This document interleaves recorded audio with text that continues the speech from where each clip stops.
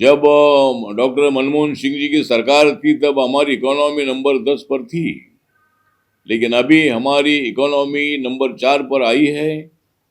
Number 1 पर America है, number 2 पर चाइना है, नंबर 3 पर जर्मनी है और 4 नंबर पर अपनी इकोनॉमी आई है। और नरेंद्र मोदी जी ने मेड इन इंडिया को बहुत बड़ा महत्व दे दिया है। एमएसएमई को, छोटे उद्योगों को आदेश दिया है, सूचना दी है, आपकी जो भी समस्या छुड़ाने के लिए भारत सरकार तैयार है, लेकिन हर प्रोडक्ट अपने देश में तैयार होना चाहिए और एक्सपोर्ट मैक्सिमम बढ़ना चाहिए। इसी तरह की भूमिका हमारे सरकार की है। मैं आज भुवनेश्वर में आया हूँ और भुवनेश्वर में हमारे 2 प्रोग्राम है। एक प्रोग्राम, मैं जिस पार्टी से मैं एनडीए में हूँ, मेरी पार्टी का नाम रिपब्लिकन पार्टी ऑफ इंडिया है और मेरी पार्टी वैसी महाराष्ट्र से बिलोंग करती है, लेकिन मेरे पार्टी का यूनिट हर राज्य में है। भारत के 28 राज्यों में मेरे पार्टी का यूनिट है और उड़ीसा में हमारे अब्दुल वाली जी हमारे पार्टी के अध्यक्ष है। तो हमारी पार्टी बहुत स्ट्रांग नहीं है, लेकिन बाबा साहब अम्बेडकर जी को मानने वाले, दलित हो, आदिवासी हो, ओबीसी हो या जनरल कैटेगरी के भी लोग हो, रिपब्लिकन पार्टी ऑफ इंडिया का मतलब सभी जाति धर्म के लोगों को पार्टी में लाना। और इस उद्देश्य से मैं पूरे भारत देश में आरपीआई को बढ़ाने का काम कर रहा हूँ।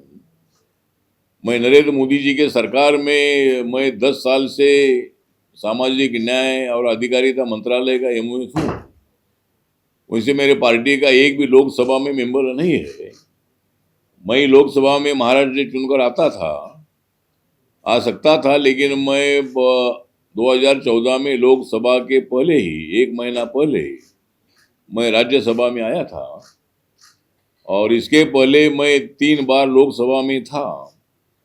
तब कांग्रेस पार्टी के अलायंस में महाराष्ट्र से मैं 1 बार मुंबई से, 2 बार पंढरपुर क्षेत्र से मैं चुनकर आया था और चौथी बार मैं शिरडी से हारा था। तो 2014 में नरेंद्र मोदी जी की हवा आई। नरेंद्र मोदी जी ने भ्रष्टाचार के खिलाफ एक जबरदस्त जंग छेड़ा और नरेंद्र मोदी जी ने भारत के विकास का एजेंडा लोगों के सामने रखा। इसीलिए मैं और मेरी पार्टी जो है, ये पार्टी नेशनल डेमोक्रेटिक अलायंस में बीजेपी के साथ 2014 में आई और मैं 2016 में मैं नरेंद्र मोदी सरकार में मंत्री बना था। तो मतलब नरेंद्र मोदी जी का विकास का एजेंडा देखकर ही मैं उनके साथ आया था। और जिस तरह आप लोग जानते हैं कि 1998 में माननीय अटल बिहारी वाजपेयी के नेतृत्व में जो सरकार बनी थी, उस सरकार में आप लोग जानते हैं कि समाजवादी विचारधारा के नेता जॉर्ज फर्नांडिस एनडीए के प्रमुख थे और जॉर्ज फर्नांडिस हो, नीतीश कुमार हो, शरद यादव, ममता बनर्जी, नवीन पटनायक, करुणानिधि जी, ऐसे अनेक विचारधारा के लोग बीजेपी के साथ एनडीए में थे। तो आज मैं भी रिपब्लिकन पार्टी ऑफ इंडिया का मैं राष्ट्रीय अध्यक्ष हूँ और इसीलिए कॉमन मिनिमम प्रोग्राम पर देश के विकास के एजेंडे को मजबूत करने के लिए, देश के हर गरीब व्यक्ति को न्याय देने के लिए नरेंद्र मोदी जी की सरकार काम कर रही है। इसीलिए मेरी पार्टी उनके साथ काम करती है और नरेंद्र मोदी जी ने देश को विकास के दिशा से आगे ऐसा बढ़ाया है कि देश की इकोनॉमी नंबर 4 पर आई है। जब डॉक्टर मनमोहन सिंह जी की सरकार थी तब हमारी इकोनॉमी नंबर 10 पर थी, लेकिन अभी हमारी इकोनॉमी नंबर 4 पर आई है नंबर 1 पर अमेरिका है, नंबर 2 पर चाइना है, नंबर 3 पर जर्मनी है और 4 नंबर पर अपनी इकोनॉमी आई है। और नरेंद्र मोदी जी ने मेड इन इंडिया को बहुत बड़ा महत्व दे दिया है। एमएसएमई को, छोटे उद्योगों को आदेश दिया है, सूचना दी है, आपकी जो भी समस्या है, समस्या छुड़ाने के लिए भारत सरकार तैयार है। लेकिन हर प्रोडक्ट अपने देश में तैयार होना चाहिए और एक्सपोर्ट मैक्सिमम बढ़ना चाहिए। इसी तरह की भूमिका हमारे सरकार की है। और अभी तक कम से कम 49 लाख करोड़ का जो एक्सपोर्ट है, एक्सपोर्ट बहुत बड़ी संख्या में हो रहा है। और इसी तरह मतलब एमएसएमई जो छोटे उद्योगों को बढ़ावा देने का प्रयत्न करने का है। आज माननीय मुख्यमंत्री मांझी साहब से मेरी बातचीत हुई और उनके साथ आधा घंटा तक हमारी बात हुई। उसमें मेरे मंत्रालय की जो समस्या है उसके बारे में भी मैंने उनको आश्वासन दिया है। जो पेंडिंग इशू है उनको जरूर मैं दिल्ली जाने के बाद मैं आपके स्टेट को मैक्सिमम मदद करूंगा। और अपने स्टेट में कम से कम 24% ट्राइबल की संख्या है, 17% एससी की संख्या है और ओबीसी की संख्या 40% है। तो मतलब ये यहाँ का है। तो मैंने उनके साथ अनेक विषय पर बात भी की है। और अभी उनका टूर एक अबू धाबी और दुबई का टूर अगस्त में वो कर रहे हैं। और वहाँ के जो इंडियन इन्वेस्टर है या वहाँ के जो भी दूसरी कंपनियां है जो उड़ीसा में ज़्यादा वो इन्वेस्ट करना चाहती है, उनको निमंत्रण देने के लिए, उनके साथ चर्चा करने के लिए उनका 3 दिन का टूर है। और वहाँ ज़्यादा से ज़्यादा इन्वेस्टमेंट यहाँ करने के लिए अगर और भी छोटे बड़े उद्योग आते हैं तो यहाँ के बेरोजगारों को रोजगार मिलने के लिए उसका एक अच्छा उपयोग होगा। तो इसी तरह मतलब उनके साथ मेरी बातचीत हुई है। और हमारे नवीन पटनायक साहब के साथ मेरे संबंध बहुत अच्छे थे। जब एनडीए के सरकार में मैं मेंबर ऑफ पार्लियामेंट था और नवीन पटनायक जी के साथ मेरे संबंध बहुत अच्छे थे। कई साल तक वो यहाँ के मुख्यमंत्री रहे और शुरू में बीजेपी और बिजू जनता दल का अलायंस होता था, बाद में अपने बलबूते पर मुख्यमंत्री बने। लेकिन अभी मतलब भारतीय जनता पार्टी को या सत्ता में आने का मौका मिला है और मांझी साहब यहाँ के मुख्यमंत्री बने ट्राइबल समाज के। तो मतलब इसी तरह यहाँ उड़ीसा में मैं जो शुरू में बता रहा था कि भुवनेश्वर से नजदीकी 10-11 किलोमीटर पर जो कलिंगा नदी है, वहाँ सम्राट अशोका के टाइम पर एक बहुत बड़ा युद्ध हुआ था। और इतिहास में बताया जाता है कि वहाँ खून की नदियां बह रही थी। मतलब सम्राट अशोका को इतना बड़ा विजय में मिला था। लेकिन ये सब देखने के बाद उनको, उनके मन को धक्का लगा कि भाई इतने लोगों को मारकर इस युद्ध को जीतने में कोई मतलब नहीं है। इसीलिए मतलब वो अस्वस्थ रहे। और बाद में सम्राट अशोक ने बुद्धिज्म को स्वीकारा था और सम्राट अशोका जी के कारण ही उनके महेंद्र और संघमित्रा, उनके लड़का लड़कियां श्रीलंका गए और जगह पर गए। और बुद्धिज्म पूरे देश, भारत का बुद्धिज्म जो है, ये जो डेमोक्रेटिक बुद्धिज्म है, बहुजन हिताय बहुजन सुखाय का संदेश देने वाला है। और अपने तो ये पूरे दुनिया भर में बुद्धिज्म जाकर पहुंचे। एशिया में चाइना हो, चाइना में तो अभी थोड़ा कम्युनिज्म है, लेकिन शुरू में बुद्धिज्म ही चाइना में था। चाइना है, जापान है, ताइवान है, कंबोडिया है, थाईलैंड है, वियतनाम है, श्रीलंका है, ऐसे कई देशों में, सिंगापुर है, अनेक अनेक देशों में बुद्धिज्म को मानने वाले लोग है। और माननीय नरेंद्र मोदी जी ने अभी एक राणा प्रताप सिंह ग्राउंड में एक म्यूजियम एक बुद्धिज्म का था। उसमें बुद्ध के अनेक अवशेष, बुद्ध की मूर्तियां का एक म्यूजियम बनाया गया था। हमारे शेखावत जी जो कल्चरल मिनिस्टर है, उन्होंने ये उनके मंत्रालय की तरफ से किया गया था। और उस प्रोग्राम में मैं भी मौजूद था। मैं खुद बुद्धिस्ट हूँ और नरेंद्र मोदी जी ने बताया था कि हमको बुद्ध नहीं, हमको युद्ध नहीं चाहिए, हमको बुद्ध चाहिए। इसी तरह मतलब पूरे दुनिया को विश्व शांति का संदेश देने वाला बुद्धिज्म है। और आज हमें गर्व इस बात का है कि जहाँ भी कोई होटल में जाते हैं, 5 स्टार होटल है, 4 स्टार होटल है, वहाँ बुद्ध की मूर्ति आपको नजर आती है। अनेक हिंदू नेताओं के कार्यकर्ताओं के घर में भी सिद्धार्थ गौतम बुद्ध जी की मूर्ति हो या फोटो हो वहाँ नजर आता है। वो एक भारत की बड़ी देन है कि भाई बुद्धिज्म ने शांति का संदेश दिया था। और आज मैंने मुख्यमंत्री साहब को भी बताया है कि भाई कलिंगा के युद्ध को सामने रखकर अगर शायद कलिंगा का युद्ध ना होता था और सम्राट अशोक को इतनी बड़ी जीत नहीं मिलती थी, तो शायद बुद्धिज्म को भी इतनी ज्यादा जीत नहीं मिलती थी। सम्राट अशोक अगर बुद्धिज्म नहीं स्वीकारते थे और पूरे भारत में और दुनिया भर में उनके माध्यम से प्रचार नहीं होता था, तो शायद दुनिया भर में बुद्धिज्म नहीं जाता था। इसलिए ये एक ऐतिहासिक स्थल है, रिवोल्यूशनरी स्थल है। इसीलिए एकाधी कॉन्फ्रेंस जो है, ये एकाधी आप नेशनल इंटरनेशनल लेवल के रखो, ऐसे मैंने सुझाव मुख्यमंत्री साहब को दिया है। तो ठीक बात है, वो तो विषय है ही है। आज मैंने यहाँ जो अधिकारियों के साथ मेरी बातचीत हुई, तो मेरा फ्लाइट थोड़ा सा लेट भी आ गया, मुख्यमंत्री जी का अपॉइंटमेंट अचानक मिला और इसीलिए आपको भी थोड़ा यहाँ रुकना पड़ा, तो इसीलिए थोड़ा देर हो गई है। तो यहाँ जो मतलब मुझे जानकारी ये मिली है कि यहाँ जो हमारे ना यहाँ जो हमारी जो स्कॉलरशिप होती है, तो पोस्ट मैट्रिक स्कॉलरशिप जो होती है, वो शेड्यूल कास्ट के स्टूडेंट कम से कम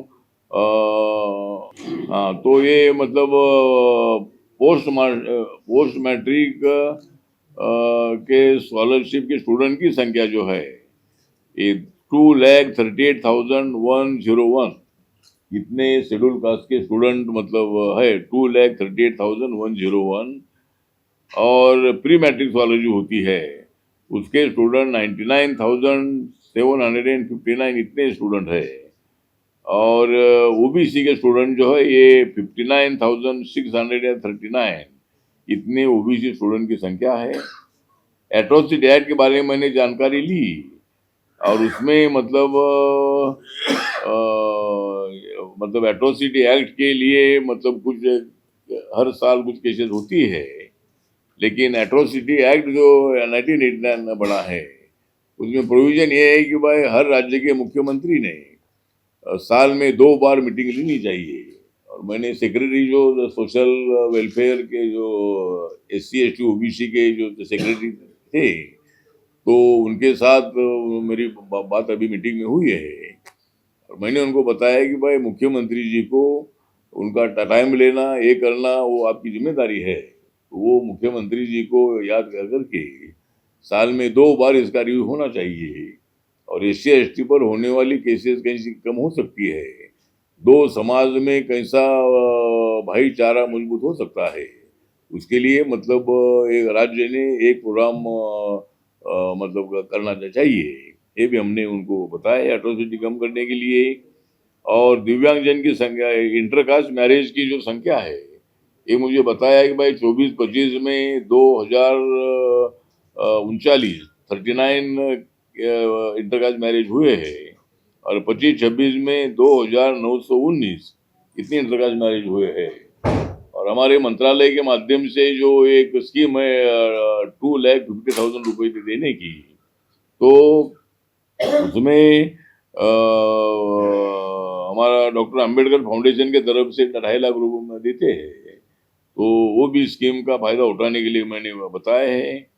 या दिव्यांगजनों की संख्या 22 लाख है, ऐसा अपना 22 लाख है और कम से कम 8 लाख दिव्यांगजनों को पेंशन मिलती है। 8 लाख दिव्यांगजनों को हमारी सरकार आने के बाद हमने निर्णय ये लिया कि पहले 3% आरक्षण अपने नौकरियों में रहता था और 4% आरक्षण शिक्षा में होता था, लेकिन हमारी NDA सरकार आने के बाद हमने निर्णय लिया है कि भाई 4% रिजर्वेशन अपने नौकरियों में, सेंट्रल के और स्टेट के नौकरियों में, और 5% शिक्षा में। तो इसी तरह का अब जो मतलब उनका बैकलॉग भरने के लिए मैंने अधिकारियों को सूचना दी है कि भाई आपने बीच बीच में मीटिंग लेनी चाहिए, और हर जहाँ आरक्षण लागू है वहाँ मतलब वो इतने लोगों को मौका मिला है कि नहीं है, उसे देखने की आवश्यकता है। ये भी मैंने सूचना दी है। और जो ट्रांसजेंडर है, ट्रांसजेंडर के लिए 1700 ट्रांसजेंडर है, ऐसा उन्होंने बताया है। तो ठीक बात है, तो इसीलिए ट्रांसजेंडर के लिए भी हमने एक नया कानून बनाया है। और ट्रांसजेंडर के लिए शेल्टर होम बनाने का भी हमारा स्कीम है। ट्रांसजेंडर भी मानव है, आदमी है, उनका अपमान नहीं होना चाहिए। बहुत बार समाज के लोग उनके तरफ ठीक नज़र से नहीं देखते हैं, तो उनको पूरा प्रोटेक्शन मिलना चाहिए। इसके लिए मतलब हमारा प्रयत्न जारी है, और उनको भी पूरे अधिकार देने का हमारी सरकार ने निर्णय लिया है। तो ट्रांसजेंडर जो है, ऐसे ट्रांसजेंडर को भी मतलब अपने को ये करना है। इसी तरह जिस तरह हमारी नरेंद्र मोदी जी की सरकार जब आई है, तब से कम पूरे देश भर में 58 करोड़ से ज्यादा लोगों को जनधन योजना का अकाउंट बैंक में खुले हैं। मतलब देश की आबादी 1,40,000 है, अपना देश की आबादी 140 करोड़ है, लेकिन जो देश की आबादी 1,40,000 है, 140 करोड़ है। और अभी जो 2014 में स्कीम चालू हुई थी, प्रधानमंत्री जनधन योजना, उसमें 58 करोड़ 30,48,000 इतने लोगों के अकाउंट देश भर में खुले हैं। और उड़ीसा में 2,40,16,000 इतने लोगों के अकाउंट खुले हैं। प्रधानमंत्री मुद्रा योजना जो है, ये मुद्रा योजना ऐसी है कि भाई एक जिसको छोटा मोटा धंधा करना है उसके लिए 50,000 से लेकर 10 लाख तक लोन पहले मिलता था। अभी इसका दायरा बढ़ाकर 20 लाख किया है। और इनको कोई ज्यादा पेपर देने की आवश्यकता नहीं है। इसीलिए मतलब ये स्कीम का फायदा अभी तक कम से कम 58 करोड़ 58 करोड़ 31,27 लोगों को हुआ है। और उड़ीसा में 3,64,47,000 इतने लोगों को मुद्रा योजना का लोन मिला है। जो प्रधानमंत्री उज्ज्वला योजना है गैस सिलेंडर की, अभी तक 10,43,00,000 इतने लोगों को गैस कनेक्शन देश भर में मिले हैं। और उड़ीसा में 55,47,000 इतने लोगों को गैस कनेक्शन मिले हैं। इसी तरह मतलब ये जो आयुष्मान भारत योजना जो है, ये आयुष्मान भारत योजना का फायदा अभी तक 60 लाख लोगों को मिला है। और ये स्कीम आयुष्मान भारत ऐसी है कि भाई एक फैमिली को एक साल में मेडिकल ट्रीटमेंट के लिए 5 लाख रुपए दिए जाते हैं। तो ये स्कीम है। तो इसमें 60 मतलब इतने इतने लोगों को इसका अभी तक फायदा हुआ है। तो इसी तरह मतलब हम आगे बढ़ रहे हैं, और हमारी जो इकोनॉमी है, ये इकोनॉमी आगे बढ़ाने का प्रयत्न हमारा जारी है। जिस तरह अभी हमारा जो केंद्र का जो बजट है, 20 साल का केंद्र का बजट 57 लाख करोड़ का है। और उसमें मेरा मंत्रालय जो है, मेरे सोशल जस्टिस मंत्रालय को 1,98,447 इतना बजट मेरे मंत्रालय का है। और जो 6-7 मंत्रालय है उसमें मेरे मंत्रालय का नंबर आता है। तो इसी तरह मतलब हमारे मंत्रालय को मैक्सिमम मदद करने का प्रयत्न नरेंद्र मोदी जी का होता है। और इसी तरह मतलब एक बजट हमारा है। और हमारा 26-27 का जो हमारे मंत्रालय का जो बजट है, मंत्रालय का जो मैंने अभी बताया, ये 1,98,000 का जो बजट है, ये 18 डिपार्टमेंट के लिए बजट जाता है। 18 डिपार्टमेंट के लिए जाता है, जो शेड्यूल कास्ट डेवलपमेंट प्लान जो होता है। और वो पैसा 18 डिपार्टमेंट के लिए जाता है। लेकिन हमारे मंत्रालय का बजट जो है 15,357 करोड़ का हमारा बजट है। उसमें हमारे मंत्रालय की स्कीम है वगैरह, स्कीम में वो पैसा जाता है। तो इसी तरह मतलब और इसमें तो ठीक है, तो मतलब ये बाकी ठीक है, बाकी जो भी सब योजनाएं हमारी है, तो इसीलिए आज मैं इधर आया हूँ। तो एक हमारे मित्र एक है, हमारे सोमया प्रधान है, हमारे मित्र है, और वो दुबई में उनका बिजनेस भी है। उनकी शादी का भी प्रोग्राम था, और हमारी रिपब्लिकन पार्टी ऑफ इंडिया के कार्यकर्ताओं की एक मीटिंग भी है, और मुझे सीएम साहब को भी मिलना था, तो इसीलिए आज मैं इधर आया हूँ। तो आपसे वार्ता करने के लिए मैं यहाँ as a social justice and empowerment minister और रिपब्लिकन पार्टी ऑफ इंडिया के अध्यक्ष के नाते मैं आपके बीच में आया हूँ। मैंने मेरा निवेदन किया है। कोई सवाल होगी तो पूछो। हाँ, उड़ीसा में क्या लापसी क्या बताया, क्या कमी है उड़ीसा में मुख्यमंत्री के साथ, क्या कमी है बताइए। नहीं करें, मुख्यमंत्री के साथ बात हुआ है, हमने बताया कि भाई हमारी ये स्कीम है, हमारी ओल्ड एज होम की स्कीम है। हर जिले में एक ओल्ड एज होम देने का हमारा भारत सरकार का स्कीम है, उसके लिए हम पैसा देते हैं। तो राज्य के तरफ से अगर हमारे पास हर जिले का प्रस्ताव आता है तो उसके लिए मंजूरी देगा, ऐसा उनको बताया है। दूसरा, नशा मुक्ति केंद्र जो होता है, नशा मुक्त भारत अभियान जो हमने शुरू किया है, अनेक संस्थाओं को साथ में लेकर, स्टूडेंट को साथ में लेकर हम इसका प्रचार करते हैं, और हर जिले को मतलब नशा मुक्त करने का हमारा अभियान है। तो आजकल स्टूडेंट जो है ड्रग लेकर मतलब पूरी अपनी जिंदगी उद्ध्वस्त करते हैं। दूसरा, जो अभी जो हाथ भट्टी की दारू होती है, ये पीकर अनेक जगह पर उसमें कोई केमिकल मिक्स करते हैं, और दिन दहाड़े अनेक जगह पर उनकी भट्टियां चलती रहती है। तो उससे अनेक बार अभी हमारे पुणे में कम से कम 25-33 लोग मर गए। तो हर स्टेट में ऐसा होता है। किसी उपलब्धि करता है हाँ, उड़ीसा के जो सामाजिक न्याय के जो बात हो फिलर होता है, किस उपलब्धि आपके क्या क्या उड़ीसा उड़ीसा हमारे उड़ीसा है सामाजिक न्याय व्यवस्था आस्था पर किस फेलोर है, आपको सूचित है? नहीं, उड़ीसा में सामाजिक न्याय की जो स्थिति है, सामाजिक न्याय के लिए सरकार कटिबद्ध है, और सरकार की कोशिश जरूर ये है कि भाई भाईचारा मजबूत होना चाहिए, सब जाति वर्ग में शांति होनी चाहिए, और यहाँ मतलब जो हिंदू मुस्लिम कम्युनिटी है, तो दोनों समाज में भी यहाँ कोई झगड़ाबाजी कोई ऐसी नहीं है। तो मुस्लिम कम्युनिटी को सभी योजना का फायदा होता है। हमारी सरकार ने 10% आरक्षण इकोनॉमिक सेक्शन को दिया है, और अभी हर जाति को आरक्षण मिलता है। जो जाति SC/ST OBC में आती नहीं है, उनको भी, ब्राह्मण है, क्षत्रिय है, ऐसे जातियों को जिनका उत्पादन जिस फैमिली का 8 लाख के अंदर है, उनको रिजर्वेशन देने का प्रावधान हमने किया है, EWS इकोनॉमिक सेक्शन। तो सभी लोगों को अभी उसका न्याय मिलता है, और उसमें मुस्लिम कम्युनिटी को भी मिलता है, क्रिश्चियन कम्युनिटी को भी मिलता है।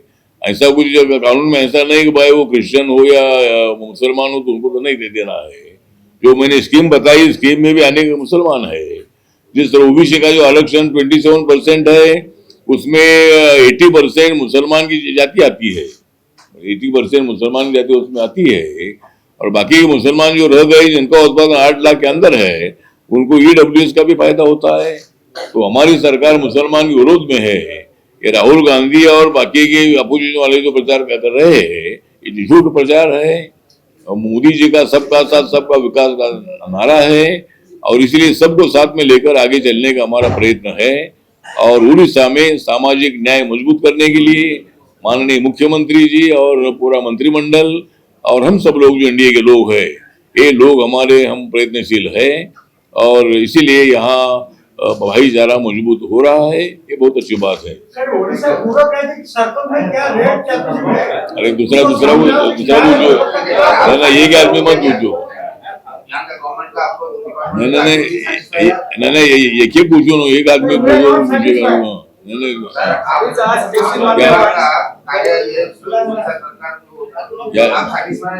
क्या क्या क्या मैं ओडिशा सरकार का या जो एक्टिविटीज काम कर रहे हैं आपका डिपार्टमेंट आप satisfied है? हाँ मतलब हमारा मंत्रालय तो दिल्ली में तो काम अच्छा कर ही रहा है, लेकिन यहाँ का भी जो मंत्रालय भी काम कर रहा है। मतलब यहाँ जो भी अपनी योजनाएं लोगों तक पहुंचाने की जिम्मेदारी अधिकारियों की होती है। सरकार निर्णय लेती है, लेकिन लोगों तक पहुंचना चाहिए। और इसीलिए जिस तरह 25 करोड़ लोग गरीबी रेखा के ऊपर आए हैं, हमारे भारत में 25 करोड़ लोग गरीबी रेखा के ऊपर आए हैं। 12 करोड़ लोगों को हमने शौचालय घर घर में दे दिया है। तो इसी तरह अनेक स्कीम का फायदा हमने उठाया है। चलो चलो चलो चलो हाँ क्या हाँ दूसरा हमारा एक विषय है कि हमारे महाराष्ट्र में जो शिवसेना है, शिवसेना के 6 मेंबर ऑफ पार्लियामेंट हमारे एनडीए में आए हैं। एकनाथ शिंदे जी के साथ आए हैं और उसके साथ साथ वेस्ट बंगाल में से 20 एमपी भी हमारे एनडीए के साथ आए हैं। और मतलब तो इसी तरह अनेक लोगों को ये लग रहा है कि भाई एनडीए में जाने से ही अपने देश का, अपने क्षेत्र का विकास हो सकता है। इसीलिए एमपी हमारे साथ आ रहे हैं। हमने कोई तोड़फाड़ करने की हमको आवश्यकता नहीं है। वेस्ट बंगाल में हमारे साथ इतनी ताकत है कि 207 एमएलए हमारे साथ है, तो वहां कोई टूटफाट करने की हमारी आवश्यकता नहीं है। लेकिन हमारे ऊपर आरोप होता है कि भाई ये लोग तोड़फाड़ कर रहे हैं। हम ऐसे तोड़फाड़ बिल्कुल नहीं कर रहे हैं। लोग हमारे पास आ रहे हैं, हमारे दरवाजे सबके लिए खुले हैं। आने के लिए हमारे दरवाजे खुले हैं, लेकिन जाने के लिए बंद है। मतलब जाने के लिए बंद है, मतलब इसलिए क्या सब रीजनल पार्टी अभी एनडीए में डिजर्व हो रही है। तो बीजेडी की फ्यूचर आप क्या देखते हैं? उड़ीसा की जो बीजेडी है, नवीन पटनायक का पार्टी। नहीं, बीजेडी तो मतलब हमारे साथ रहे हैं। मतलब जिस तरह हमारे नवीन पटनायक जी को कोयला मंत्री अटल जी के सरकार में रहे हैं, कई बार बीजेपी और बीजू जनता दल एक साथ बीजेडी रहे हैं। अभी एक साथ नहीं है, लेकिन अभी कोई हमको इतनी आवश्यकता नहीं है। तो इसीलिए बीजू जनता दल ने नवीन पटनायक जी ने इतने साल राज किया है। अभी हमको राज करने दो, बाद में देखते हैं। चलो।